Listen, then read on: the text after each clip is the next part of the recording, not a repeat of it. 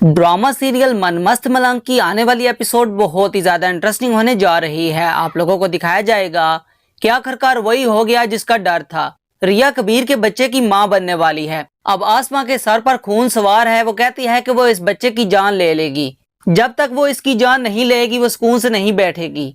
इतने में वहां पर वाजिद आ जाता है। वाजिद कहता है कि आसमां इतने गुस्से में तुम क्यों नजर आ रही हो। फिर आसमां इसको सारी बात बताती है। कहती है कि रिया कबीर के बच्चे की मां बनने वाली है और हम ये बात बिल्कुल भी बर्दाश्त नहीं कर सकते कि मेरे बाप के कातिल इसका खून इस दुनिया में आए और मैं इस बच्चे को आने से पहले ही खत्म कर दूंगी। इसके जवाब में वहां पर सिकंदर भी खड़ा होता है।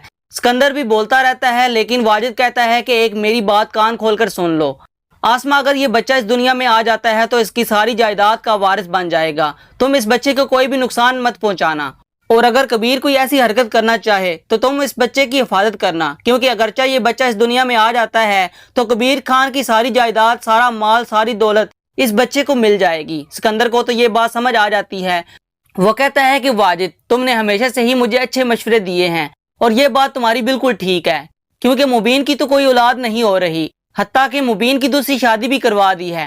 खैर, इसकी औलाद आने से पहले पहले इस बच्चे को इस दुनिया में आ जाना चाहिए ताकि सारी जायदाद, सारा माल तुम लोगों के पास आ जाए। आसमा समझ जाती है, क्योंकि आसमा वही करती है जो वो वाजिद इसको कहता है। वाजिद ने पहले भी इसको कहा था कि तुम रिया की शादी करवा दो। आसमा शादी करवाने के लिए भी राजी हो गई थी। सिकंदर कहता है कि आसमा, आप बस कर दो, अपना गुस्सा थूक दो, क्योंकि अब तुम्हें भी ये बात समझ आ जानी चाहिए। आसमा कहती है कि रिया बेचारी का क्या कसूर है, आखिर हम इस पर इतना जुल्म क्यों करते हैं। इतने में वहां पर रिया भी आ जाती है।